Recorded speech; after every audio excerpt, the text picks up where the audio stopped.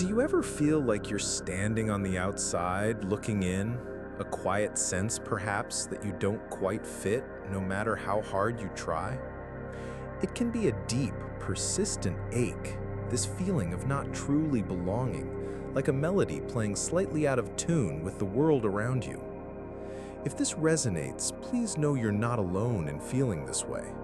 So many of us carry this quiet burden, this search for a place where our soul feels truly at home. There's a beautiful way to understand this profound human experience, and it comes from the work of Carl Jung. He spoke of something called the orphan archetype. Now, that might sound a bit formal, but really it's just a way of describing a deep, often unconscious pattern within us that carries the echoes of feeling left out, abandoned, or like we have to navigate the world all by ourselves. It's not about whether you were literally an orphan. It's about an inner emotional landscape, a core wound that whispers, "I am alone." This inner orphan can show up in so many ways. It might be a persistent feeling of loneliness, even when you're surrounded by people. You might smile and chat, participate in all the right ways, but deep down, there's a part of you that feels unseen, unheard, like an invisible wall separates you from true connection. It can manifest as a sense of alienation, a feeling that your deepest thoughts, your unique way of seeing the world, your passions are somehow too much or too different for others to truly grasp or welcome. Jung himself once said, "Loneliness does not come from having no people about one, but from being unable to communicate the things that seem important to oneself." And isn't that so true? It's that inability to share our authentic core, or the fear that it won't be accepted, that often creates the deepest chasms. Sometimes the wound of abandonment is very raw, very tender. Perhaps experiences in your childhood, or even later in life, a lost friendship, a sudden departure, a feeling of being consistently misunderstood, left you feeling like you couldn't truly rely on others, or that love and connection were precarious, easily lost. So you might build subtle walls to protect your vulnerable heart, or on the other hand, you might find yourself constantly seeking validation, working tirelessly to earn your place in relationships or groups, always with a quiet fear that you might do something wrong and it will all be taken away. This constant search, this deep, often unconscious yearning for a safe harbor, a tribe that truly gets you and accepts you unconditionally, is at the very heart of the orphan's journey. It's exhausting, isn't it, to feel like you always have to be auditioning for belonging. What Jung helped us see is that these archetypes, these deep patterns like the orphan, aren't personal failings or signs that we're broken. They're part of the collective human story, universal experiences, threads woven into the very fabric of our being. So if you feel this ache of not belonging, it means you're courageously grappling with a profound aspect of what it is to be human, an experience shared across cultures and generations. And the beautiful, hopeful truth is that this journey with the inner orphan, while often etched with pain, is also a powerful catalyst for incredible strength and deep, transformative healing. The very first step, as with so many tender inner landscapes, is gentle acknowledgement.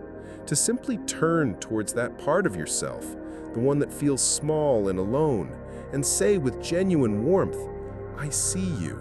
I understand your hurt. Your feelings are valid, and you don't have to carry this all by yourself anymore." This act of compassionate self-witnessing, rather than pushing the feeling away or judging it, is incredibly powerful. It's like offering a warm blanket to a shivering part of your soul. One of the paradoxical gifts of the orphan's journey is often the development of profound inner resilience. When you've had to navigate challenges feeling somewhat alone, you often discover wells of strength, creativity, and resourcefulness you never knew you possessed. You learn to be your own advocate, your own problem solver. But the true healing isn't just about becoming fiercely independent to the point of isolation. It's about learning to create a reliable sense of home within yourself. It's about becoming your own most compassionate companion, your own most safe refuge. This means consciously practicing self-kindness, forgiving yourself for perceived shortcomings, and offering yourself the understanding you may have desperately longed for from others. It's about learning to parent your inner orphan with love.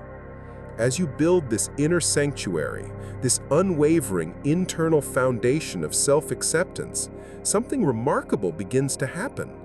The desperate, anxious search for external validation, for someone outside of you to say you belong, starts to soften. You begin to attract and cultivate connections that are truly authentic, built on mutual respect, shared vulnerability, and genuine acceptance, not on trying to contort yourself to fit into a mold that isn't you. This is the shift towards what we might call authentic community. It's not about finding a massive crowd or being popular. It's about finding your people, those souls who resonate with your true frequency, who see your light and aren't intimidated by your shadows, who celebrate your uniqueness rather than trying to sand it down. Sometimes, this means courageously letting go of connections that, however familiar, consistently leave you feeling drained or unseen. This can be hard, even grief-worthy, but it creates precious space for relationships that truly nourish and uphold you. And let's not forget the other unique gifts that can emerge from this path. The orphan, having known loneliness and exclusion so intimately, often develops a profound capacity for empathy and compassion for others, especially for those who are also on the margins. You intuitively understand the pain of being misunderstood or overlooked. This empathy, this ability to connect with the suffering and also the quiet dignity of others, can become one of your greatest strengths and a source of deep meaning and purpose. You might also find you have a unique perspective on the world, an ability to see things that those comfortably inside the mainstream might miss, a creativity born from having to find your own way. So this deep ache of not belonging, this quiet echo of the orphan within your soul, isn't a life sentence of perpetual loneliness. It's truly an invitation to a profound journey of self-discovery, of cultivating fierce inner resilience, and ultimately, of finding a true and lasting sense of belonging that radiates from deep within your own being. It's about realizing that your unique journey, with all its poignant challenges and unexpected triumphs, has shaped you into someone capable of profound connection, both with the deepest parts of yourself and with others who can truly see and cherish the beautiful, complex soul that you are. The path isn't always straightforward, and it's perfectly okay to stumble, to have days where that old ache feels more present. Healing, as we know, is not a linear progression. It's more like a spiral, revisiting themes with new understanding.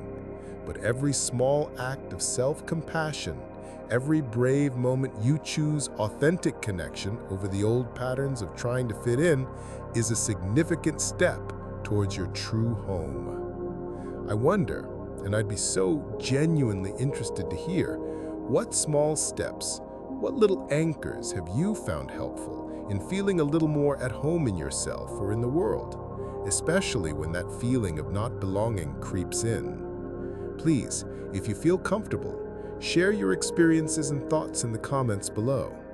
It's in these shared stories, these moments of vulnerable honesty, that we often find the deepest connections and realize we are far less alone than we think. Thank you from the bottom of my heart for sharing this quiet space, for exploring these tender, important places with me today. Remember, your journey is uniquely yours, and you are navigating it with far more grace and strength than you might give yourself credit for, especially in your toughest moments. Be incredibly gentle and patient with yourself. May your path inward always lead you to a deeper sense of peace, understanding, and authentic belonging. Until we meet again.